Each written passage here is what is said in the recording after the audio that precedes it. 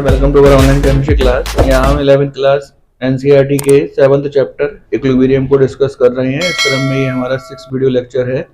अब तक जो हमने अपने 5 वीडियो लेक्चर बनाए हैं उसमें हमने टाइप ऑफ रिएक्शन के अंतर्गत उत्क्रमणीय अर्थात रिवर्सिबल रिएक्शन, अनुत्क्रमणीय अर्थात इररिवर्सिबल रिएक्शंस, सक्रिय द्रव्यमान, लॉ ऑफ मास एक्शन तथा केसी और केपी में रिलेशन को हमने स्पष्ट किया है। इनके वीडियो लिंक्स आपको नीचे डिस्क्रिप्शन बॉक्स में मिल जाएंगे। जो हमारा 5th वीडियो लेक्चर था जिसमें कि हमने साम्यस्थिरांक अर्थात केसी और केपी, जिसको क्रमशः हम स्थिर ताप पर साम्यस्थिरांक और स्थिर ताप पर साम्यस्थिरांक कहते हैं, उनमें क्या रिलेशन है उसको हमने स्पष्ट किया था। उसी क्रम में ये नेक्स्ट वीडियो लेक्चर है।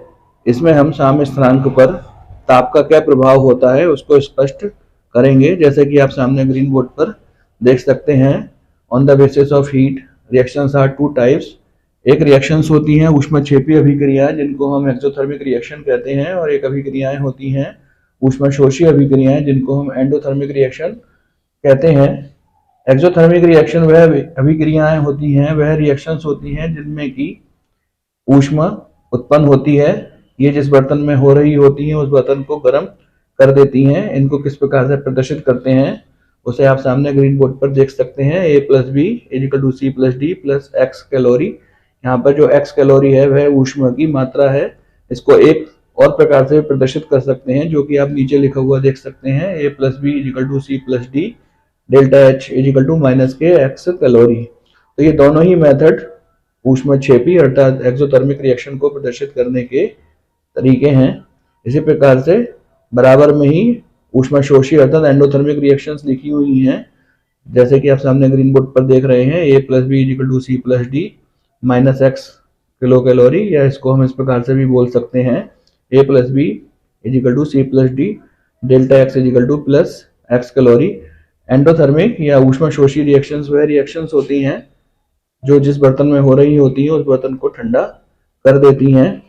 तो यदि हम इन रिएक्शंस को ताप देते हैं, इनको हम टेम्परेचर देते हैं, इनकी हम हीट बढ़ा देते हैं, तो इनके केसी और केपी पर क्या प्रभाव होगा, यही इस टॉपिक का या इस वीडियो का उद्देश्य है। आइए समझने का प्रयास करते हैं।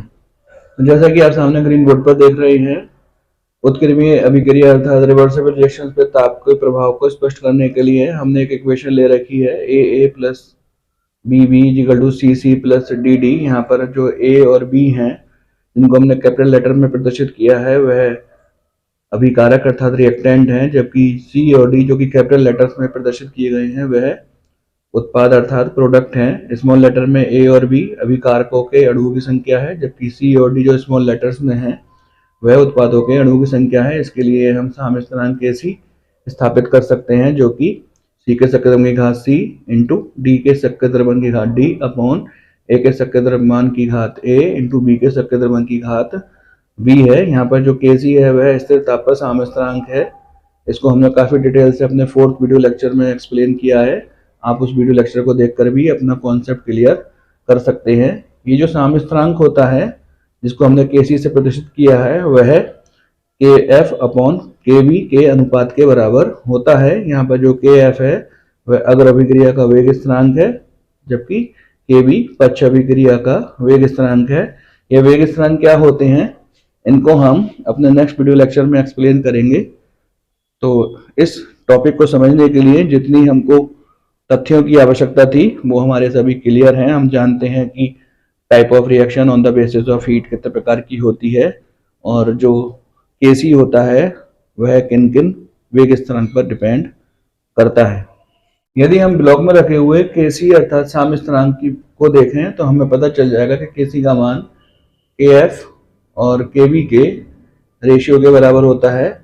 यहाँ पर Kc और Kf में सीधा संबंध है, अर्थात Kf जो कि अग्र अभिक्रिया का वेग स्थिरांक है, यदि वह बढ़ता है तो Kc की वैल्यू भी बढ़ जाएगी, जबकि Kc और पक्ष अभिक्रिया के वेग स्थिरांक जो कि Kb है में विपरीत संबंध है। यदि Kb का मान बढ़ता है तो हम कह सकते हैं कि Kc का मान घट जाएगा। तो हम इस डिस्कशन से ये समझे कि Kc का मान बढ़ भी सकता है और घट भी सकता है। ये डिपेंड करता है कि Kc किस अनुपात में बढ़ता है और Kb किस अनुपात में बढ़ता है।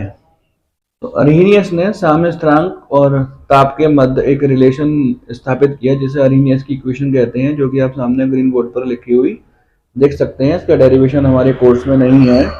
log kb अपॉन kf बराबर log 1/kc बराबर डेल्टा एच अपॉन 2.303 ब्रैकेट में T2 minus T1 upon T2 T1। यहाँ पर T2 की वैल्यू जो है वह T1 की वैल्यू से अधिक है। तो सामने जो इक्वेशन लिखी हुई है इसमें delta H heat of reaction है। यदि आप डेल्टा एच और केसी के बीच रिलेशन देखें तो आप देखेंगे कि दोनों में विपरीत संबंध है।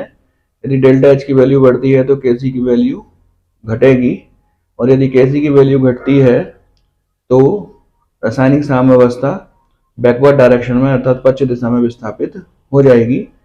यदि डेल्टा एच की वैल्यू कम होती है तो केसी की वैल्यू बढ़ जाएगी और रासायनिक साम्यावस्था अवत दिशा में विस्थापित हो जाएगी।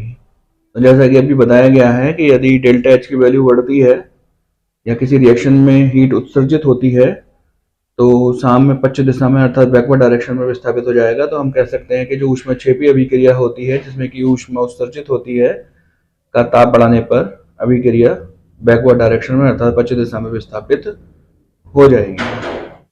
ऊष्मा शोषी अभिक्रिया वह अभिक्रियाएं होती हैं जो जिस बर्तन में हो रही होती है उस बर्तन को ठंडा कर देती हैं, और यदि ऐसी रिएक्शंस की ऊष्मा बढ़ा दी जाएगी तो उनका साम्य स्थिरांक बढ़ेगा, और हम जानते हैं साम्य स्थिरांक यदि अधिक होता है तो अभिक्रिया अग्र दिशा में विस्थापित हो जाती है। तो हम कह सकते हैं कि ऊष्मा शोषी अभिक्रिया का ताप बढ़ाने पर वह अग्र दिशा में विस्थापित हो जाएंगी।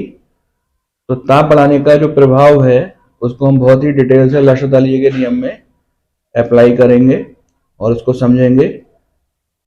आपका यहाँ पर साम्य पर ताप का क्या प्रभाव होता है वह कॉन्सेप्ट स्पष्ट हो गया होगा। इस प्रकार ये वीडियो लेक्चर यहाँ पर फिनिश होता है।